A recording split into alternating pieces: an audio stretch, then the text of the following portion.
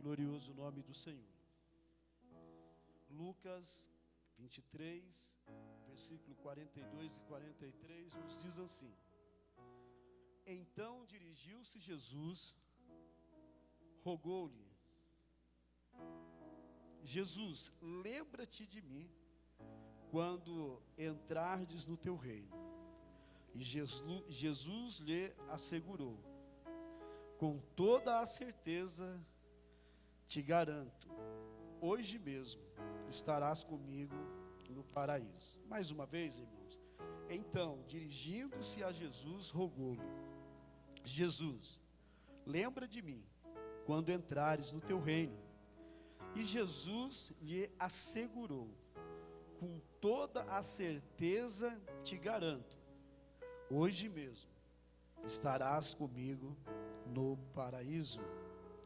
Pai, no nome de Jesus, é o momento da tua palavra. Pai amado, eu sei que o Senhor tem ouvido a canção, o louvor, a melodia, ela cantada, ela tocada. Pai amado, que é a nossa forma de engrandecer, de adorar o nome do Senhor. Agora é o momento da tua palavra. É o momento, Senhor, em que nós também paramos para ouvir o Senhor. Então, ó Pai, através da tua palavra, fala conosco. Direcione uma palavra, Senhor, para cada vida nesta noite.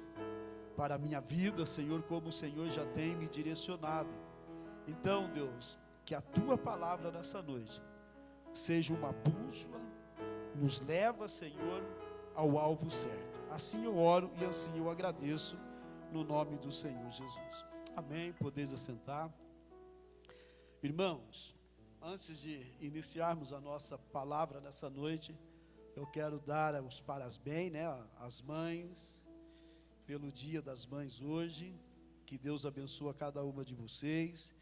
Que Deus, esteja dando sabedoria, irmãos, porque não é fácil ser mãe, não é fácil desenvolver, irmãos, esse chamado, que é um chamado, irmãos, não tem como.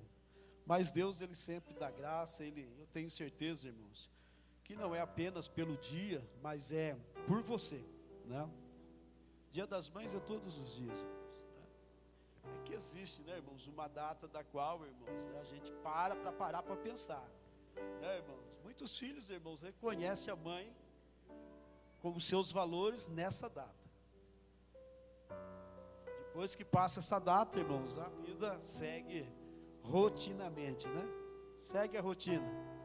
Mas, irmãos, ainda bem que existe esse dia para algumas situações, irmãos, desse dia, como se diz, irmãos, trazer a nossa memória. Olha, eu tenho uma mãe. Olha, eu tenho uma pessoa que cuida de mim. Tem uma pessoa que cuidou de mim, E muitos, irmãos, já não têm a mãe mais, Mas o dia faz lembrar: olha, eu tive uma mãe que cuidou de mim, me pôs no mundo, Então, irmãos, parabéns por você, mulher, você que é mãe, As nossas jovens aí que ainda não são casadas, Tem o exemplo das mais velhas que já casaram, já assumiram essa responsabilidade, Então, que Deus abençoe a todos. Amados, para nós não perdermos muito tempo, a palavra dessa noite, irmãos, com base aqui no livro de São Lucas. Hoje é o nosso culto de Santa Ceia. Hoje é o culto, irmãos, que nós celebramos uma ordenança de Cristo para com a sua igreja, aonde Ele deixou a ceia como um memorial para trazer, irmãos, a nossa lembrança, tamanho sacrifício com a qual Ele, irmãos, se doou, E Ele foi o objeto desse sacrifício que nos deu, irmãos, a oportunidade de uma vez mais retornar, irmãos, ao braço do Pai, Mas nós vamos hoje, irmãos, estar falando sobre esses dois personagens que nós ouvimos falar pouco sobre eles, que são, irmãos, os ladrões da cruz, Aqueles dois irmãos que estão ao lado de Jesus, dois homens, irmãos, que estão condenados, dois homens, irmãos, que foram decretados culpados no seu julgamento por aquilo, irmãos, ou pela prática que praticaram, e essas práticas causou algo, irmãos, que o levasse a essa condenação, morte de cruz, né?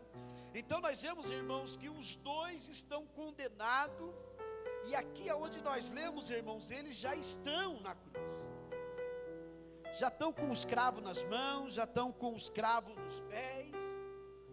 Ou seja, irmãos, qual é a causa da condenação? Diz, irmãos, a história que nesse período da história, irmãos, o homicídio, atentado contra, irmãos, o governo, era um meio pelo qual o homem daquela época, irmãos, poderia ser sentenciado à morte por esse sistema, irmãos, chamado cruz. Ou seja, não foi só Jesus quem morreu na cruz, muitos morreram crucificados, porque era uma forma, irmãos, principalmente do governo romano, castigar, irmãos, aqueles que matavam, aqueles que atentavam contra o governo. E por ser uma morte lenta, uma morte dolorida, uma morte, meus amados irmãos, que expunha a pessoa em público, que não era apenas para matá-la e judiá-la, mas também para ser exemplo para aqueles que viam. Então, irmãos, nós vemos aqui que Jesus, ele também vai receber uma sentença, e que também, irmãos, será direcionado ao mesmo padrão de condenação de que esses dois homens. Então, irmãos, aqui nós estamos dentro da história da qual, irmãos, a Bíblia diz que eles estão falando, ou um deles está falando, irmãos, com Cristo. O interessante, irmãos, é que não há mais como descer da cruz. Os cravos já estão nas mãos, os cravos já estão nos pés. Então, irmãos, mais ainda resta um pouco de tempo para eles olharem para si, olharem para a situação, olharem para o momento em que eles estão, irmãos, e analisar a circunstância da sua vida. Eu fico olhando, irmãos, e tentando imaginar como que era o pensamento desses dois homens, sabendo que não desceriam mais dali. A única maneira, irmãos, deles descerem dali é quando a vida deles fossem ceifadas por aquele processo dolorido, por aquele processo, irmãos, que trazia, como se diz, a morte aos poucos. Mas eles tinham tempo, irmãos, para pensar acerca, irmãos, da sua vida, do que eles fizeram ao longo da sua história, e que agora, irmãos, tem a sua história, irmãos, interrompida, tem a sua história, irmãos, parada no ciclo futuro, pelas atitudes, irmãos, que levaram eles a esta pena de morte, morte de cruz. Jesus, irmãos, ele também é colocado entre os dois ladrões, e nós temos que olhar, irmãos, e ver que aqui, irmãos, existem duas sentenças: aqueles que mataram, aqueles que transgrediram, aqueles que quebraram lei, aqueles que mataram. A história, irmãos, alguns historiadores dizem que esses dois ladrões faziam parte, irmãos, da equipe daquele que foi solto pelos judeus, ou seja, Barrabás, que na sua época era um líder, irmãos, que lutava contra o governo romano. A história diz, irmãos, que Barrabás recebe uma graça diante, irmãos, da sua situação, que também era, irmãos, para chegar nesse conceito de morte de cruz. Mas a Bíblia diz que ele, irmãos, vai ser alcançado e vai ser trocado por Cristo, então vai receber a liberdade. Mas alguns historiadores dizem que estes dois homens fazem parte, irmãos, do grupo de Barrabás, que não teve a mesma sorte, mas que mais do que Barrabás, teve uma oportunidade eterna. Amém? Jesus então é colocado, irmãos, no meio desses dois. Jesus, assim como eles, também passava uma mensagem, irmãos, para aqueles que estavam ao redor da cruz. Quando olhava para os dois ladrões, sabia, ali tem um homicida, ali tem pessoas que foram contra o governo, Ali tem pessoas que fizeram mal a outras pessoas. Quando olhava para aqueles dois ladrões, irmãos, viam, como se diz, irmãos, algo que trazia a memória deles, olha, não posso fazer e ter a mesma atitude do que esses dois homens. Ou seja, uma mensagem é passada, mesmo, irmãos, naquela situação. Só que Jesus também recebe a mesma punição. Só que quando Jesus é erguido naquela cruz, irmãos, ele também passa uma imagem. Só que a imagem dele não é de um homicida, é de Salvador. A imagem que Jesus passa não é que ele, irmãos, foi contra o governo humano, contra o governo romano, mas é que ele apresentou um novo sistema, uma nova oportunidade do homem se apresentar diante de Deus e ter um momento de reconciliação com o Senhor. Quando olhava para Jesus, irmãos, sobre a cabeça dele, a Bíblia diz que colocaram, irmãos, uma placa dizendo: este é o rei dos judeus. Então nós vemos, irmãos, que como eles se identificavam com a mensagem, Jesus também passava uma mensagem. E nós vamos ver, irmãos, que essa mensagem não está nos olhos daqueles que observam, mas está na vida daqueles, irmãos, que passam por essa circunstância. Ou seja, os dois ladrões e Cristo Jesus. Mas quando nós olhamos para os dois ladrões, irmãos, nós vamos ver que tem atitudes diferentes uma do outro. Mesmo naquela situação e naquele pouco momento de reflexão acerca do futuro que era incerto, há um tempo de reflexão. Então quando nós olhamos no primeiro ladrão, nós vamos ver, irmãos, que ele, ao olhar para Cristo, ele olha, irmãos, como os demais que cercavam aquela cruz. Diz a história, irmãos, que o soldado, principalmente o sacerdote, diziam: olha, se você é o Deus, se você é o Cristo, o Messias, o enviado de Deus, é o Filho de Deus, desça daí, salva-te. Propagou a salvação e agora não tem como salvar a si próprio. Ou seja, Jesus estava vivendo, irmãos, um momento de zombaria. Diz a história que Jesus, irmãos, sofreu com a sua moral, com o seu caráter e com a sua divindade. Jesus recebeu ataque, irmãos, em todos os âmbitos da sua vida, tanto na sua vida espiritual, quanto na sua vida física, como homem que esteve nessa terra. Mas aquele ladrão, irmãos, olhava para Cristo como os demais olhavam. Olhava como aquelas pessoas olhavam, irmãos, e não identificavam nele um Deus Salvador. E ele também vai usar a mesma expressão, a mesma fala da população que rodeava a cruz. Ele vai dizer: olha, tu não é o Deus, desça daí, salva a ti e também salva a nós. Ou seja, de uma forma de zombaria. Segundo lugar, irmãos, ele não reconhece a divindade de Cristo, assim como aquele povo, irmãos, não reconheciam. E por ele, irmãos, declarar filho de Deus, ocultou nele, irmãos, então, essa divindade, tirou dele, irmãos, essa patente única e absoluta. E a Bíblia diz, irmãos, que eles recebem essa notícia como uma blasfêmia, e o coloca, irmãos, naquele madeiro, na mesma categoria de um homicida, da mesma categoria, irmãos, de um ladrão, de uma pessoa que fez mal a outra pessoa. Então Jesus teve, irmãos, a sua moral, o seu caráter denegrido, pela forma que ele foi julgado pelos homens, pela forma que ele foi, irmãos, reconhecido pela raça humana. Em segundo lugar, então, irmãos, eles não reconhecem ele como Deus, como Filho de Deus, e esse ladrão também não o reconhece. Terceiro lugar, irmãos, ele não tem ciência do mundo espiritual. Ele não tem uma visão, irmãos, do mundo vindouro. Ele não tem uma visão, irmãos, da sua vida após aquele momento. ele não consegue olhar, irmãos, e ver que o fim da vida física dele, irmãos, estava com os minutos contados.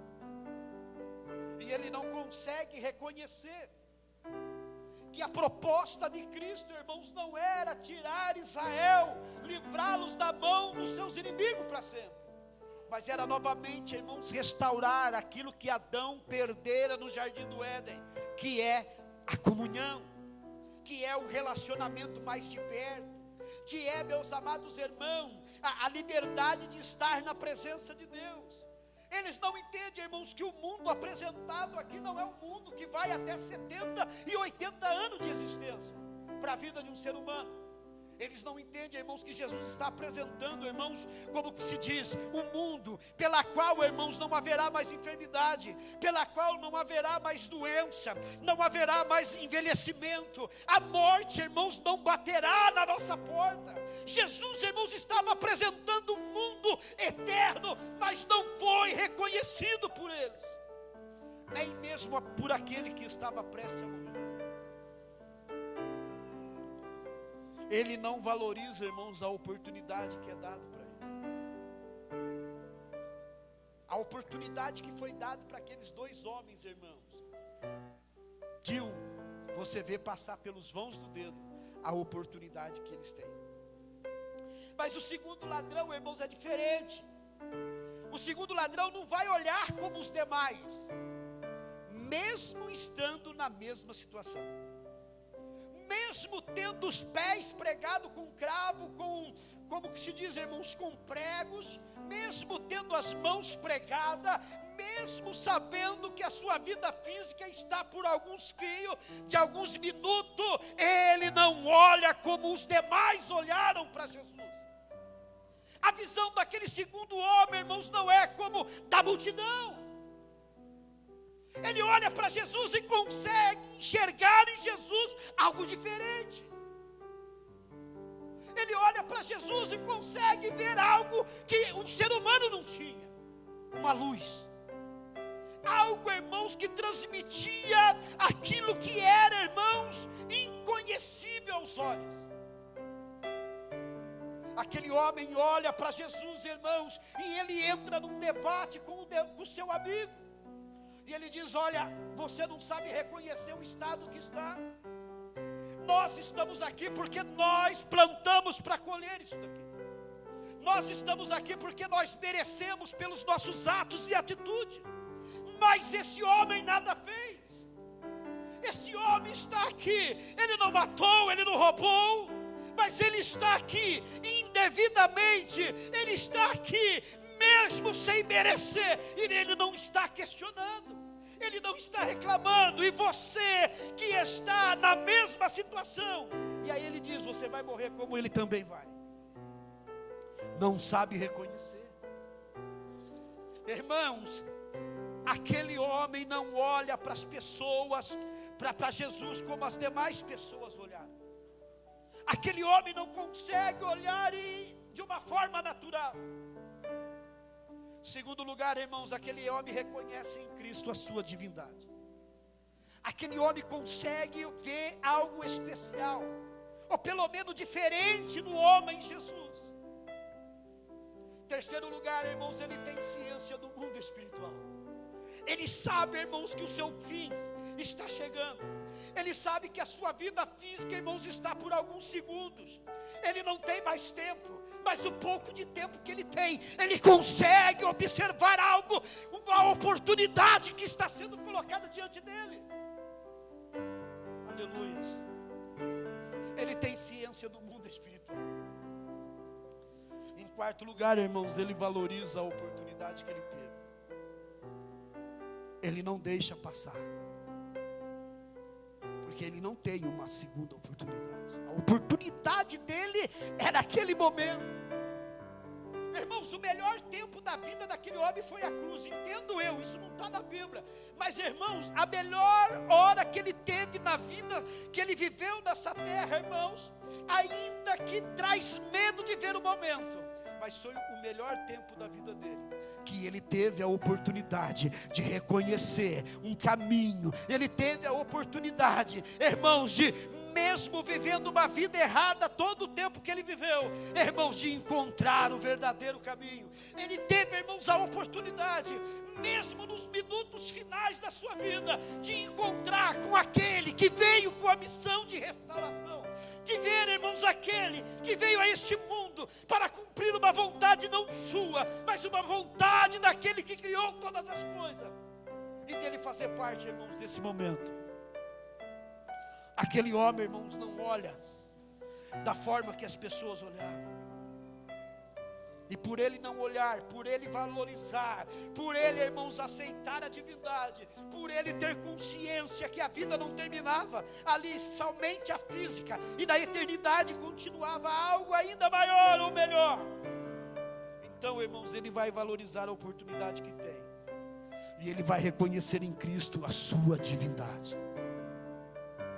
Eu não sei se ele participou de um culto como nós estamos participando hoje.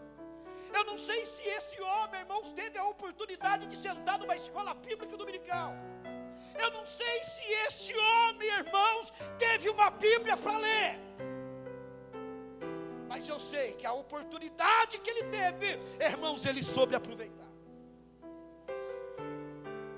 A oportunidade que ele teve, ele não deixou passar.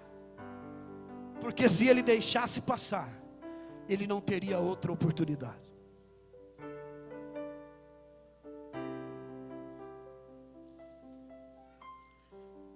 Irmãos, nós também,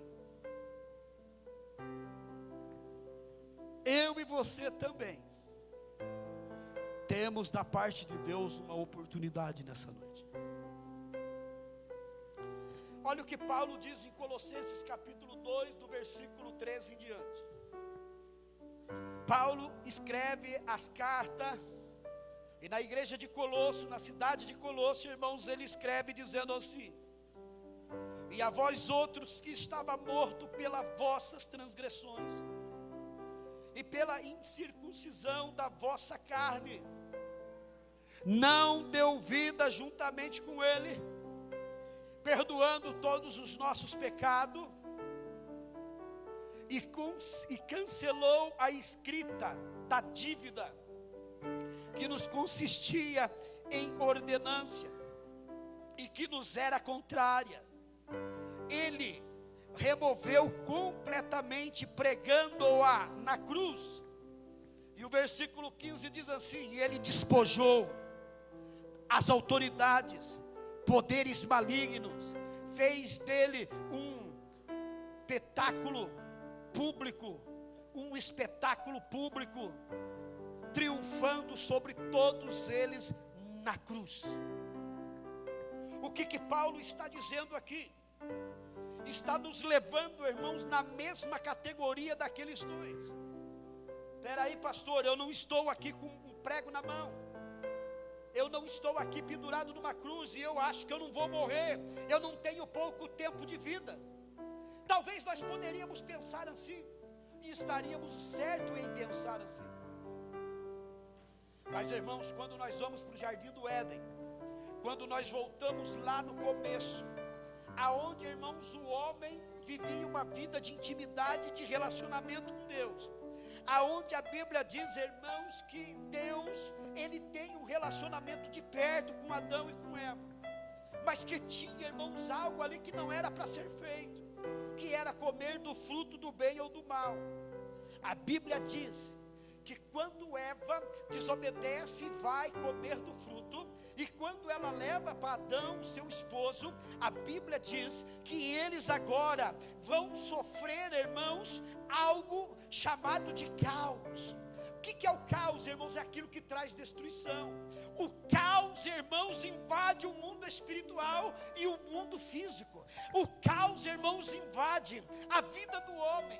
Irmãos, não é apenas, irmãos, na desobediência. A Bíblia diz que esse pecado vai chegar até a natureza. Ele vai, irmãos, alcançar a natureza do ser humano. A natureza agora é pecaminosa. O homem, irmãos, ele está condenado à morte. morte, pela sua própria natureza, pela sua própria decadência, através, irmãos, do primeiro homem, da qual foi Adão, da primeira mulher, da qual foi Eva, e que por intermédio deles, a sua geração futura, irmão, veio com um prazo de validade nessa terra. Então, irmãos, de Adão para cá, o que iam nascendo, vai nascendo, irmãos, com a natureza do pecado. O salmista vai dizer: ó, em iniquidade fui formado, e em pecado concedeu-me a minha mãe. Nós já nascemos, irmãos, com essa natureza pecaminosa. Ou seja, irmãos, se não houver a interferência, se Cristo não estiver no nosso meio, como estava no meio daquela cruz, que estava no meio daqueles dois homens, se eu e você não entendermos a proposta da Bíblia, se eu e você não entendermos a oportunidade que nós temos, e que o Senhor Jesus nos dá nesta noite, talvez amanhã,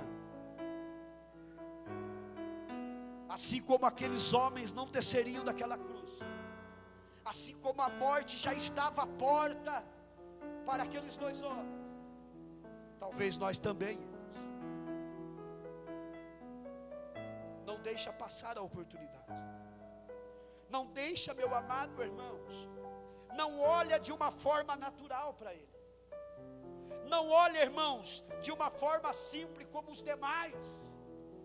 Você, irmãos, não segue a multidão. Há aquele ditado que diz que a voz do povo é a voz de Deus. Mentira. A voz de Deus para a nossa vida chama-se Bíblia Sagrada. A voz da multidão não te levará ao Senhor, porque a Bíblia diz: conhecereis a verdade e a verdade vos libertará. A Bíblia diz por intermédio de Timóteo que toda a Escritura é divinamente inspirada por Deus, e ela tem o seu aproveito. Ela tem, irmãos, o aproveito de nos ensinar o caminho certo, de equilibrar a nossa vida entre o certo e o errado, e de nos fornecer dados certos para alcançar o alvo. Então a voz do povo, irmãos, não é a voz de Deus. Não segue a multidão, porque muitas das vezes a multidão vai te levar para um abismo. Mas segue Jesus. O ladrão, irmãos, o primeiro ladrão estava olhando a multidão, e como eles que duvidavam da divindade, ele também seguiu o mesmo conceito: desça daí, salva-te. Pregou salvação a vida inteira, e agora não consegue salvar a ti. Mas faça como o outro, irmãos, que ao olhar ele identificou algo sobrenatural em Jesus Cristo. Irmãos, os nossos cultos não podem ser físicos. Nós não podemos ficar apenas, irmãos, na cor da parede. Nós não podemos ficar apenas nos sons, irmãos, que saem dos instrumentos. Nós não podemos ficar apenas, irmãos, na superfície. É tempo de aprofundar, é tempo de mergulhar, de nadar. É tempo de dar, irmãos, mais um passo nesse oceano da graça de Deus. Jesus Cristo está voltando. O tempo, irmãos, da graça está acabando. Eu e você seremos visitados pelos céus a qualquer momento. Eu e você ouviremos o soar da trombeta. Mas nós precisamos ter foco. Nós precisamos entender aonde estamos olhando. Nós precisamos entender em que caminho estamos caminhando. Nós precisamos compreender, irmãos, que se eu descer o pó desta terra, aonde eu acordarei na eternidade? Se você morrer hoje, minha irmã, se você morrer hoje, meu irmão, aonde você vai acordar para viver a eternidade? Ou se Jesus descer hoje,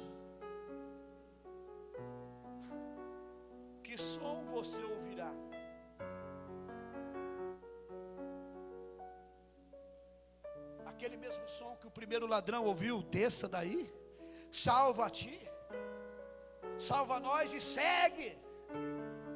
O mesmo conceito. Ou aquela voz que o segundo recebe: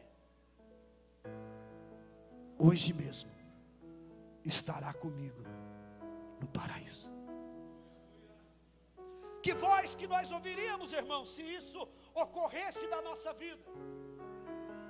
Se descêssemos o pó da terra ainda na noite desse dia, ou se Jesus arrebatasse a sua igreja neste momento, aonde nós iríamos passar a eternidade? Aonde você estaria? Em 7º milésimo de segundo, um abrir e fechar de olhos. Você fecharia o teu olho aqui, irmãos, e abriria o teu olho aonde? É para se pensar, não é? Então, amados, não olhe como os demais. Reconheça a divindade. Tenha ciência, irmãos, que existe um mundo espiritual. E valorize as oportunidades que é colocada na sua frente. Porque, irmãos, como que se diz? Sempre a sorte bate na nossa porta.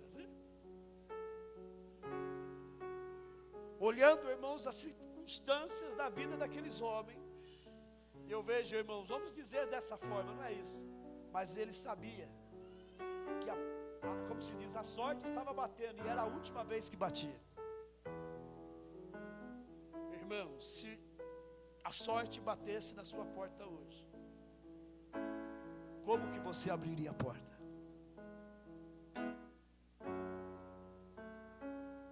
Então nós precisamos, irmãos, entender que todo o momento que nós vivemos é um momento que Deus nos dá de oportunidade. Eu louvo o nome de Deus pela oportunidade que Ele me deu até esse momento. Porque no momento reflexivo na minha vida, eu também, irmãos, posso me encontrar na mesma situação que esses dois homens, pela natureza do meu pecado, pela natureza em que eu faço parte, uma natureza pecaminosa, mas que através de Cristo, a Bíblia diz, assim como o pecado entrou por um homem também, a vida eterna, Jesus Cristo o homem. Reconheça isso, irmãos, e não deixe para amanhã aquilo que só tem tempo de se fazer hoje. A realidade, a pergunta, irmãos, é essa, e a resposta também é essa: não deixe para amanhã aquilo que você tem tempo de fazer somente hoje, porque o dia de amanhã não nos... Quem vai viver amanhã aqui? Quem tem certeza disso? É difícil. Quem vai chegar vivo em casa, irmãozinho? Olha, estou falando de amanhã, mas quem tem certeza que vai chegar vivo em casa? Então, irmãos, não podemos deixar para amanhã aquilo que eu e você podemos fazer só hoje. E o hoje, irmãos, não é dentro da convicção do tempo que tinha aqueles ladrões, mas é do tempo que nós temos.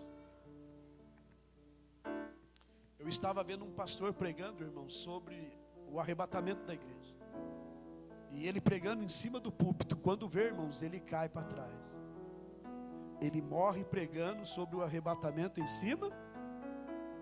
Ele não terminou a mensagem.